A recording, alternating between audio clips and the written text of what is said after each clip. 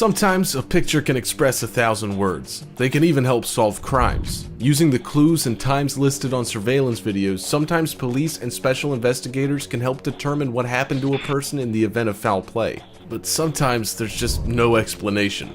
Here are 5 individuals who disappeared on tape and were never seen again. Let's begin. Number 5. Brian Schaefer. Brian was a second-year med student at Ohio University. He had a very stable relationship with his family along with his long-term girlfriend. In April of 2006, Brian made arrangements to go to the Ugly Tuna Saloon near campus. The Ugly Tuna is a second-story bar and has a surveillance camera facing the single entrance and exit to the saloon. On the video, Brian and 2 of his friends are clearly seen entering the bar. A few hours later, Brian is seen saying goodbye to his friends as they're leaving the bar down the escalator. Brian is witnessed one more time as he says goodbye to 2 women as they exit the bar. Brian is seen returning into the bar a few moments later. And then, nothing. Brian Schaefer is not seen or heard from again by anyone. Police are baffled at Brian's unexplainable disappearance to this day. Number 4.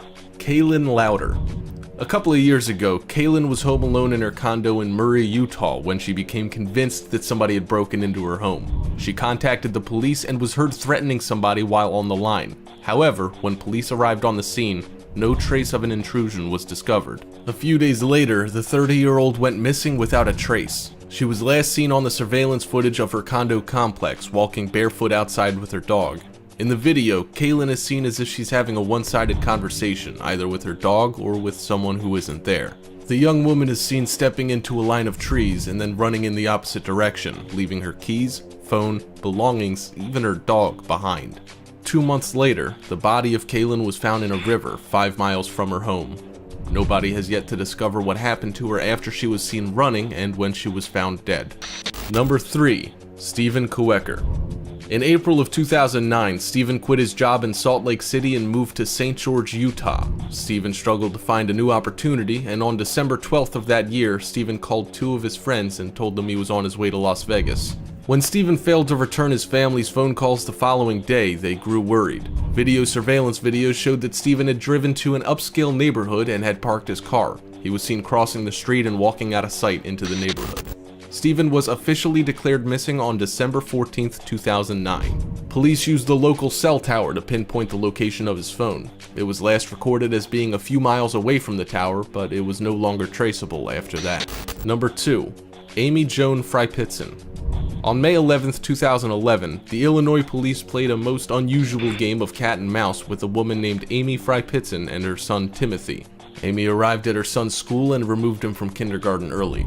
Then, the mother-son duo began a 3-day road trip traveling from water park to water park. They were seen checking into and leaving various hotels in the state, seemingly without a care in the world. After a day of traveling, Amy checked in with her parents to let them know that she and Timothy were okay. Amy ignored the frantic phone calls from her husband despite the fact that they had officially been declared missing. On the following day, Amy was seen entering a Family Dollar without her son. When she checked into yet another hotel that night, she was found by the maid the following morning. She had committed suicide. In the room were 2 notes, and each stated that Timothy was with people who would keep him safe and that Jim, her husband and father to Timothy, would never see his son again. Number 1. Lars Middink. Lars was a young man who decided to travel from his hometown in Germany to Bulgaria with some friends. They wanted to go out and about and have a good weekend there. The year was 2014, and Lars and his friends went to a bar shortly after their plane arrived. The group got into an intense argument about soccer, and a few punches wound up being thrown. Lars suffered from a ruptured eardrum as a result, and he was told that he would not be allowed to fly. Lars insisted that his friends return to Germany without him, as he would be staying overnight for treatment. Lars was put on an antibiotic and checked himself into a nearby hotel.